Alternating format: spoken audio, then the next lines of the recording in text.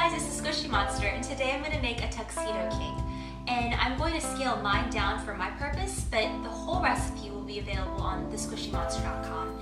And I'm actually going to deliver mine to my friend who is going through a breakup. And I hope you guys can relate that breakups are never easy, but there aren't many things that chocolate can't fix. I want to begin by mixing up my batter, and in my bowl I have my room temperature egg that I've just kind of beaten together.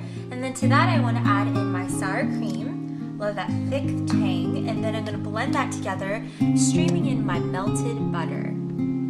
After that's mixed together and it's really thick pale yellow, it's really pretty already, I want to start tipping in my chocolate sauce, which is just some hot water, some sugar, and some cocoa. And I got a really good question the other day about what kind of cocoa I should be using when you bake, and it's unsweetened cocoa powder. And on my blog, thesquishymonster.com, I'll show you the difference in colors between quality cocoa and a less expensive cocoa. And that's mixed in also with a little burst of espresso, and that's really going to enhance that deep dark chocolate flavor. To that I want to tip in my vanilla and pure vanilla extract. You can make your own with just some vanilla beans and some quality liquor. I like to use vodka or bourbon, and I'm going to blitz that together. And the final step is going to be melding the dry with the wet. And I've already measured and weighed out everything and sifted it. It's very important to sift out any kind of foreign particles that may be lodged in the dry mixture. So I've already sifted it out, and in 3 portions or so I'm going to begin mixing in my dry to my wet. All we have to do now is pour in our batter into our pre-greased tins. And I want to address another very good question I got the other day. Can you store batters in the refrigerator?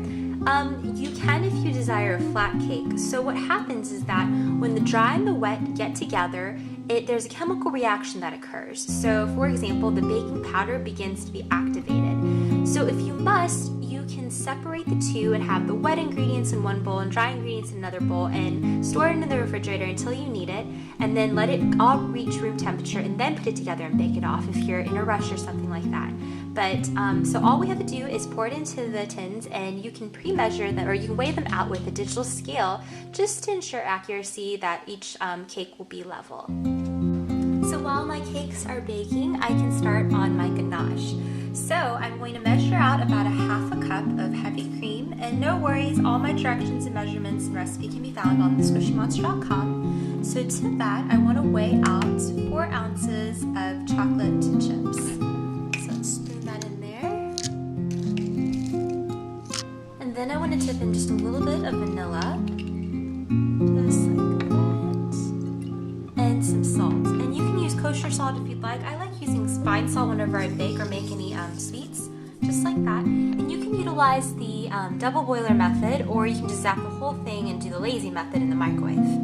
That means we can also work on our whipped cream frosting. So I have some cold whipping cream or heavy cream, and I'm going to whip that together with my whisk attachment with a little bit of sifted powdered sugar. And it only counts if you sift it before you measure it. So a little bit of powdered sugar and some vanilla.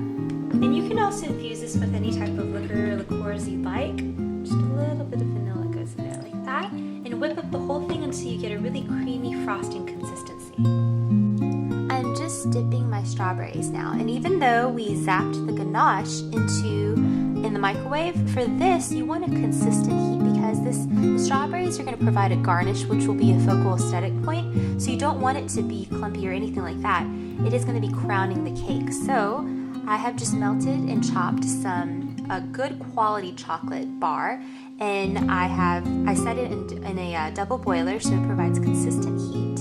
And I'm just taking each strawberry and just swirling kind of a little bit, making sure it's coated evenly, dripping off excess, and having a parchment or a silk pad or whatever you want to use standing by to make sure you lay them on there like that. And just take each one and let it go dunk in the pool of chocolate. Now I want to start frosting my cake, and I love whipped cream frostings. I love it just as much as I love cream cheese frostings. And if you guys want to see me decorating and assembling together another cake, try watching my 4th of July cake or my strawberries and cream cake. Those are other layer cakes that I've done. Just kind of slather it on the top of your first layer, just like that. And you can definitely split each layer into halves if you would like, but I like it just like this is. then I want to put the hat onto that one. Just kind of nestle it and nudge it right there like that. And then start frosting the entire thing.